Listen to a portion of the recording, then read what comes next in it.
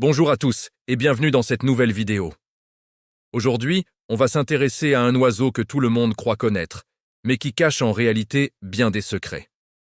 Vous l'avez deviné, on va parler de la caille. Oui, ce petit oiseau discret et rondouillard est bien plus fascinant qu'il n'y paraît. Alors, installez-vous confortablement, on part à la découverte des grands mystères de ce petit animal. Quand on pense à la caille, on imagine souvent la caille des blés, celle qui peuple nos campagnes européennes. C'est la seule espèce de gallinacé migrateur en Europe. Et ça, c'est déjà une première particularité étonnante. Contrairement à ses cousines les poules ou les faisans qui sont plutôt sédentaires, notre petite caille est une grande voyageuse. Chaque année, elle entreprend un périple incroyable de plusieurs milliers de kilomètres entre ses aires de reproduction en Europe et ses quartiers d'hiver en Afrique subsaharienne. Imaginez un peu. Ce petit oiseau d'à peine 100 grammes qui traverse la mer Méditerranée et le désert du Sahara. C'est une véritable prouesse athlétique. Mais comment font-elles pour s'orienter? C'est là que le mystère s'épaissit. Les scientifiques pensent qu'elles utilisent une combinaison de plusieurs sens. Elles seraient capables de percevoir le champ magnétique terrestre, un peu comme une boussole interne. Elles se fieraient aussi à la position du soleil et des étoiles pour naviguer. Cette capacité à parcourir de si longues distances avec une telle précision reste l'un des aspects les plus étudiés et les plus admirables de la caille des blés. Parlons un peu de son apparence. La caille des blés est un maître du camouflage. Son plumage, un mélange de brun, de beige et de noir, lui permet de se fondre parfaitement dans son environnement, que ce soit les champs de céréales, les prairies ou les friches. C'est pour ça qu'il est si difficile de l'apercevoir. Le plus souvent, on l'entend avant de la voir. Son chant est très caractéristique. Vous l'avez peut-être déjà entendu sans savoir que c'était elle. Le mâle émet un cri trisyllabique, puissant et répétitif, qu'on retranscrit souvent par « paye tes dettes »,« paye tes dettes ». C'est sa façon de marquer son territoire et d'attirer les femelles au printemps. La femelle, elle, est beaucoup plus discrète. La reproduction de la caille est aussi très intéressante. La femelle pond ses œufs directement sur le sol, dans une petite dépression à peine aménagée qu'on appelle une cuvette. Elle peut pondre entre 8 et 13 œufs qu'elle va couver seule pendant une vingtaine de jours. Dès leur naissance, les petits, qu'on appelle des cailleteaux, sont nidifuges. Ça veut dire qu'ils quittent le nid quelques heures seulement après l'éclosion. Ils sont déjà couverts d'un duvet et sont capables de se nourrir tout seuls, en picorant des insectes et des graines, sous la surveillance attentive de leur mère. C'est une stratégie de survie essentielle pour échapper aux prédateurs. En 2 semaines à peine, ils sont capables de voler et de commencer à se débrouiller par eux-mêmes. Malheureusement, la caille des blés est une espèce en déclin dans de nombreuses régions d'Europe. Les raisons sont multiples. L'intensification de l'agriculture, l'utilisation de pesticides qui réduisent le nombre d'insectes dont elle se nourrit, la disparition des haies et des friches, tout cela fragmente son habitat et rend sa survie de plus en plus difficile. C'est un véritable signal d'alarme sur l'état de notre biodiversité ordinaire. Mais l'univers des cailles ne s'arrête pas à la caille des blés. Il existe en fait de nombreuses autres espèces à travers le monde, et certaines sont tout aussi, voire plus, surprenantes. La plus connue est sans doute la caille du Japon, ou Coturnix japonica. C'est celle qu'on élève le plus souvent pour ses œufs et sa chair. Physiquement, elle ressemble beaucoup à sa cousine européenne, mais elle n'est pas considérée comme une grande migratrice. C'est une championne de la ponte. Une seule femelle peut pondre plus de 300 œufs par an. C'est énorme pour un si petit oiseau.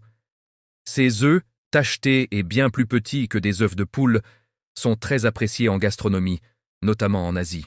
L'élevage de la caille du Japon, qu'on appelle la coturniculture, est d'ailleurs devenu très populaire, même chez les particuliers.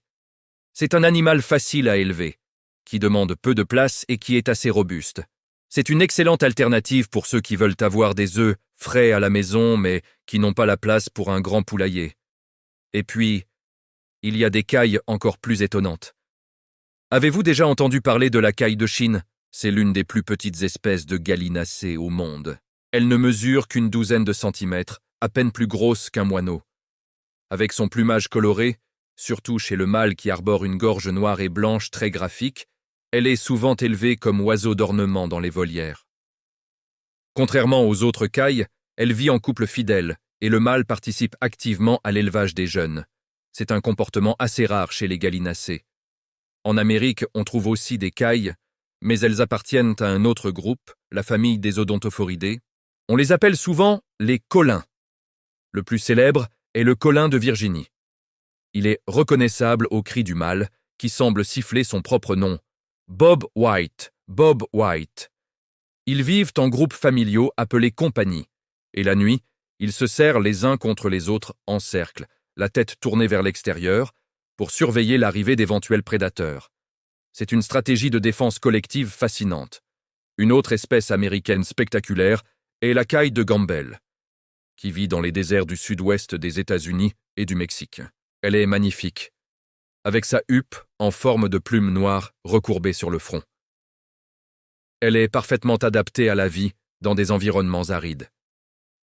Elle obtient la majeure partie de l'eau dont elle a besoin en mangeant des plantes succulentes et des insectes. C'est une véritable survivante du désert. La caille a aussi une place importante dans l'histoire et la culture. Dans l'Égypte ancienne, l'oisillon de caille était un hiéroglyphe qui représentait le son W ou OU.